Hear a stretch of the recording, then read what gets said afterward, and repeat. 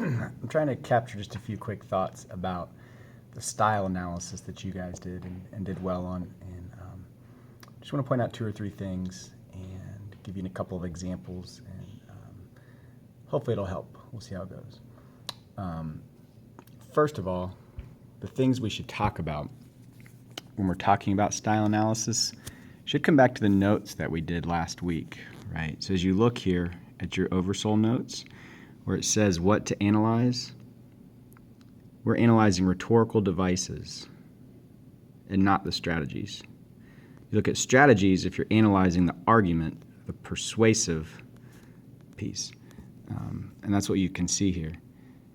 That's the mode that determines what to analyze, right? Over here, because the modes are different, we're looking at the devices that create the description or the story or the explanation, right? And so we're focused in on the syntax and the diction. I think that's the first place to start. I think if you were talking in this Pink Flamingo pieces about the description or the compare-contrast or the exemplification, you're talking about strategies and not really quite getting to the devices.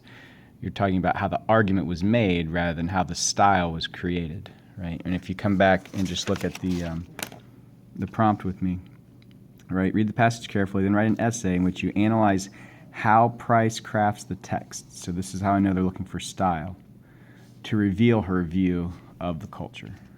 Okay, so it's the how question. That's what makes it style analysis.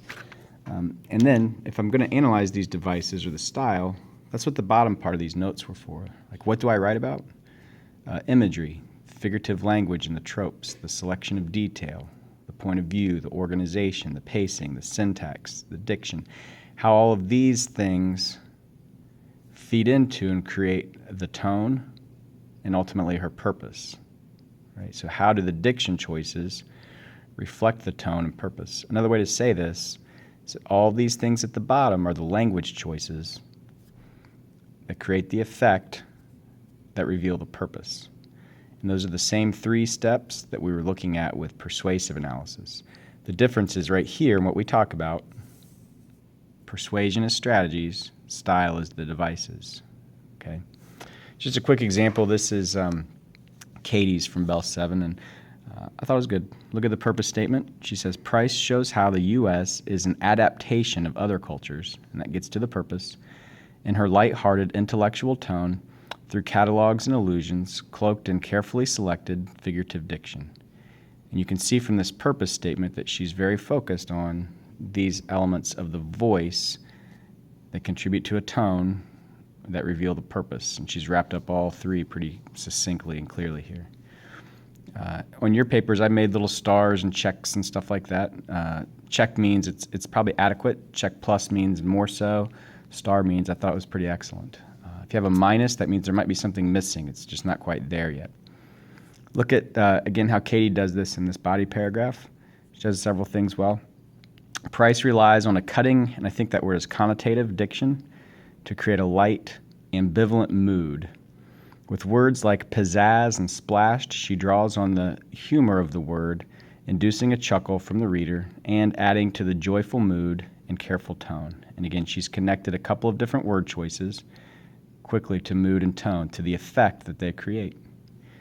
She also does this, and I think this is important. In other words, it's not just one word. Some people spend a whole paragraph on one word, and that's probably not enough. You want to touch down in several places in the text to reflect the choices.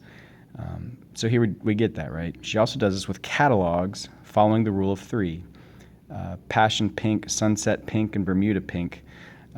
Select dreamy hues which dance across the reader's mind, warming the mood and tone. And again, that's a good note on the effect. Such phrases create a playful atmosphere. She also forces her opinion on how New England reproduced it, the flamingo. She's implying the culture of which dominated the U.S. is a not quite perfect copy, right? And that comes back to this notion of an adaptation from the purpose statement. But you can see there's three different places she touches down the text, each time connecting it to the effect and or the purpose. Or coming back over here to the tone and purpose, okay? These pieces the devices. She used, again, diction, catalogs, and what was the third thing there? It wasn't a specific device for the third one. It was connecting to the purpose, though. Okay. So you can look at yours and see if you've got questions for me. I'm glad to talk with you about it, as always. But if you focused on a device, or you didn't interact with the text very much, or you weren't really considering style, but the persuasive argument, those would be things that might have gotten you to like a check minus or just a minus there. Okay. On the purpose statement, as always, you've got to specify what her opinion of American culture is. In this case, it's an adaptation. This is another one. This was Amy's. This is still Seventh Bells because I read them most recently.